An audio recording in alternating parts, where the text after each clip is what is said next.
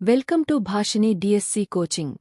ఈరోజు డిఎస్సి అభ్యర్థులు అందరూ మంగళగిరిలోని విద్యాభవన్ ఎదుట నిరసన కార్యక్రమాన్ని నిర్వహించారు. అందరూ ప్లకార్డులతో నార్మలైజేషన్ వద్దు, ఒకే పేపర్ ముద్దు అంటూ నినాదాలు చేశారు. వయోపరిమితిని 47 ఏళ్ల తకు పెంచాలని నినాదాలు చేశారు. అదేవిధంగా మరొక టెట్ నిర్వహించాలని, పరీక్షా సమయాన్ని పెంచాలని పెద్ద ఎత్తున నినాదాలు చేశారు.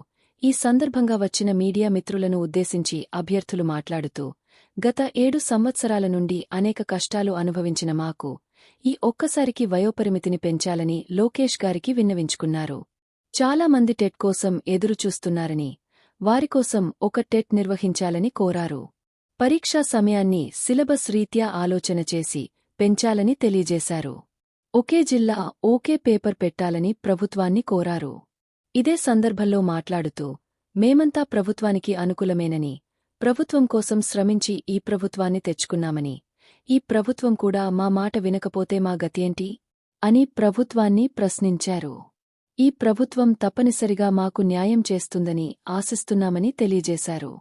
లోకేష్ గారిని కొన్ని అతీత శక్తులు రాంగ్ డైరెక్షన్ ఇస్తున్నారని, వారికి చెప్పేటట్లు వారికి, మాకు చెప్పేటట్లు మాకు చెప్పి రాజకీయాలు చేస్తున్నారని వాపోయారు. వారి మాటలు పట్టించుకోకుండా ప్రభుత్వం నేరుగా అభ్యర్థుల సమస్యలను అడిగి తెలుసుకుని నిర్ణయం తీసుకోవాలని లోకేష్ గారిని కోరారు. ప్రభుత్వం ఇప్పటికైనా స్పందించి మా కోరికలను తీర్చి అందరి మన్ననలను పొందాలని కోరుకుంటున్నామని వారు విన్నవించారు.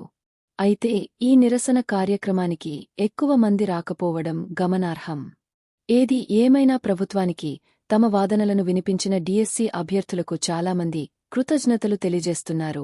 ఈ విషయంపై ప్రభుత్వం ఎలా స్పందిస్తుందో వేచి చూడాల్సిందే. మీ Bhashini DSC coaching. Like, share, comment, subscribe.